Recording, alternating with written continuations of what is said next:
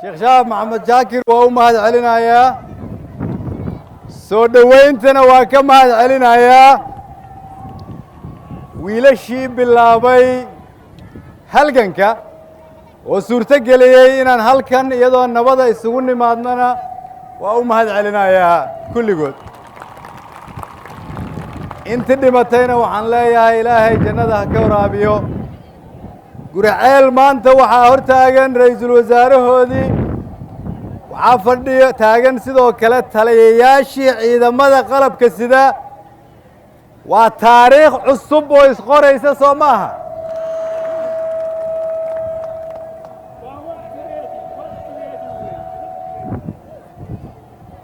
waxaan rabaa inaan idinla hadlo ad i dhegaysataan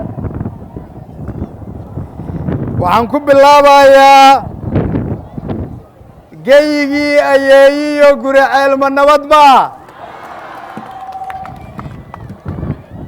gogashii ugaaskii oo garabkii ceelbuuray guriceel ma nabad baa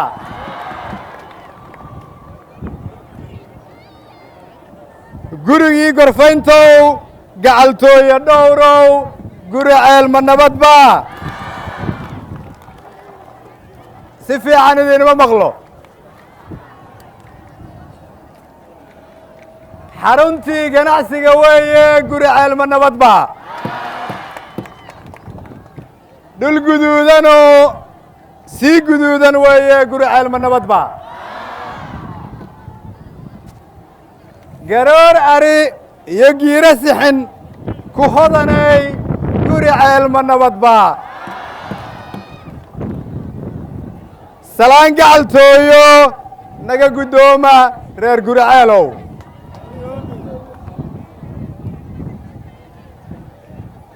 maantay magaalada guriceel waxaa shacabka soomaaliyeed meel walba oo ay joogaan iyo adduun weynaha inteeda kale reer guriceel ay u dirayaan farriin ah dowladnimadii soomaaliya way hana qaaday soomaaliya way soo noqotay farriintaas ayay reer guriceel dirayaan maanta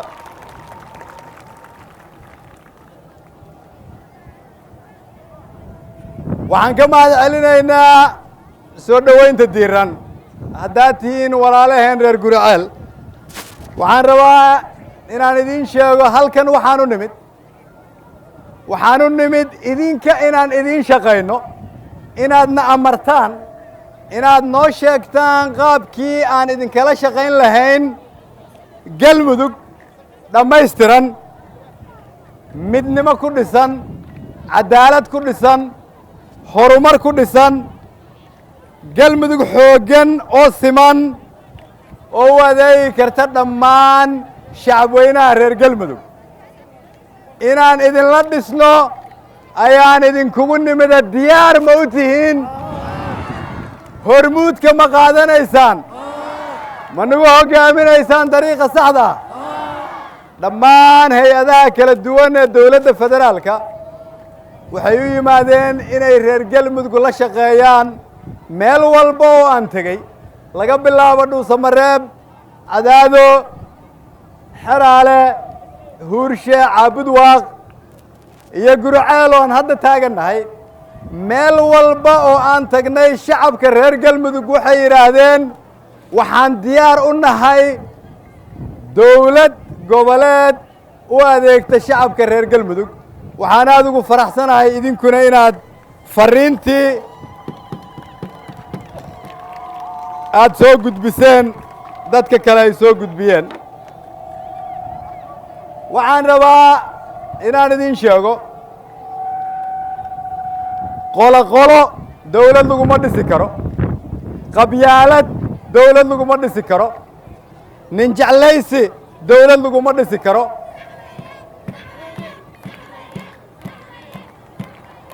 dan gaar ah dowlad laguma dhisi karo walaalahay reer guriceel oo la garanayo taariikhdooda galmudug waxay idinka rabtaa hiilkaasoo ah inaan ku ridno dariiqii saxda ahaa dariiqaasna waxaan aaminsanahay haddii reer Gurceel ay u mudoobaan inay wax badan ka tari karaan midnimada inta kale ee reer Galmudug waxaan rajaynayaa marka dhalinyarada hooyooyinka gabdhaha Soomaaliyeed odayaasha dhaqanka iyo cid walba oo reer Galmudug oo ay ganacsatada ugu horeyso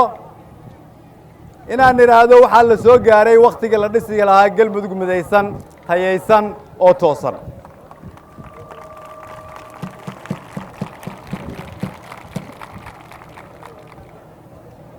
waxaan rabaa inaan halkan ka caddeeyo dadka Soomaaliyeed waxay leeyihiin taariikh la yaqaan taariikh ka madax bannaan qabyaalad iyo qolo-qolo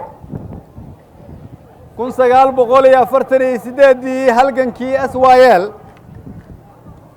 markii ay damceen inay Allah u naxariistay halyeey Cabdullaahi Ciise Maxamuud u diraan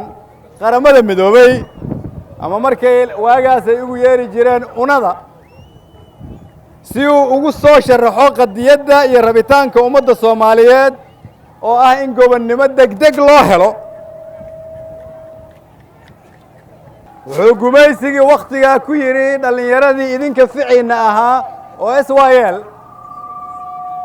keensada qofka aad rabtaan inaad u dirtaan qaramada midoobay ha la tallaale maadaama ay sharci ahayd in la tallaalo qofka dhoofaya halgamayaashii iyagoo ka baqaaya in la sumeeyo Allah u naxariistay Cabdullaahi Ciise ayay waxay soo hormariyeen nin la yiraahdo Maxamuud Yuusuf Muuro oo ka Cabdullaahi Yuusuf oo naftiisa soo qadimay Cabdullaahi Ciise ninkii u ekaa Allah u naxariistay oo la talaalay wuxuu u tagay inuu badbaadiyo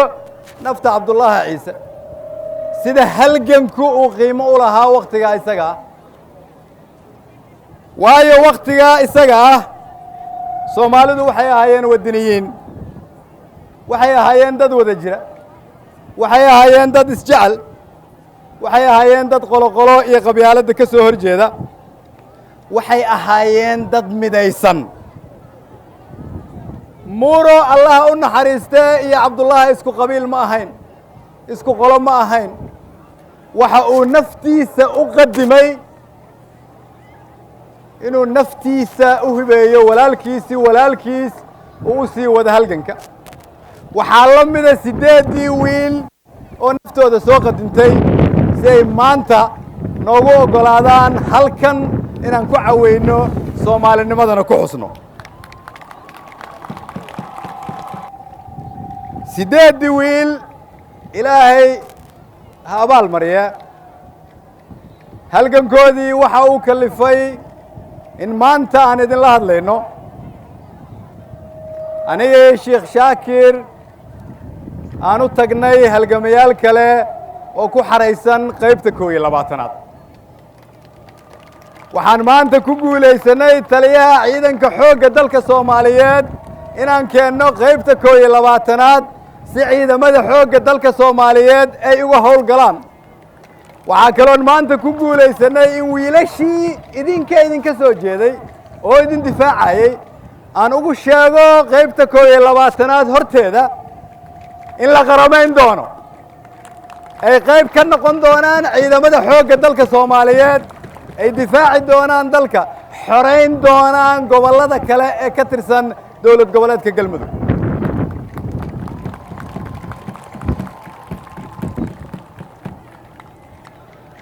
waxaa kaloon ku soo aragnay qaybta 12aad oo ahaan jirtay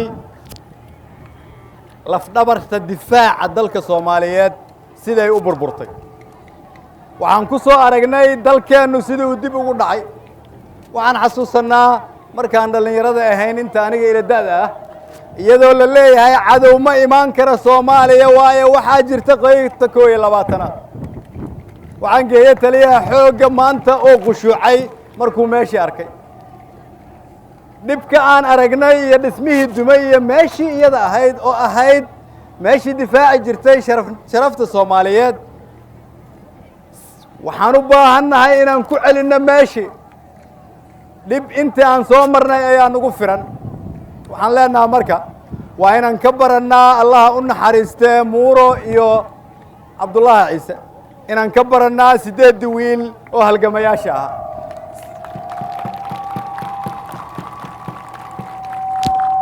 sababtoo ah waxay ku sifaysnaayeen Soomaalinimo aan liin baxayn marna aan liin baxayn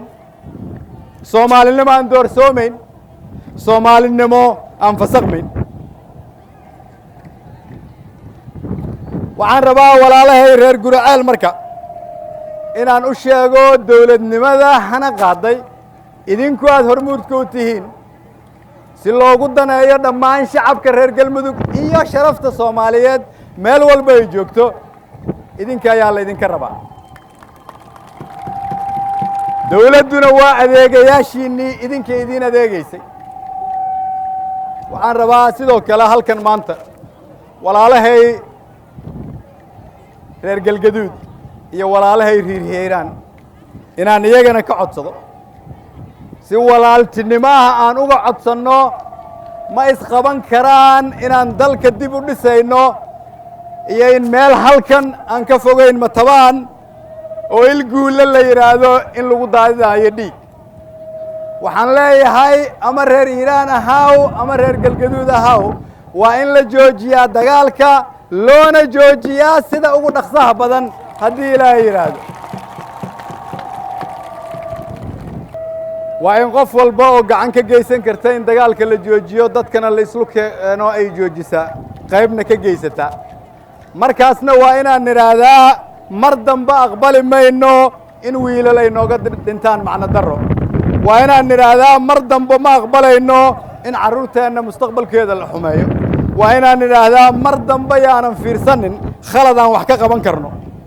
waa inaan kulligeen niraahdo wakhtigii dagaalka waa dhammaaday reer Guraceel waxaan galnay wakhtigii nabadda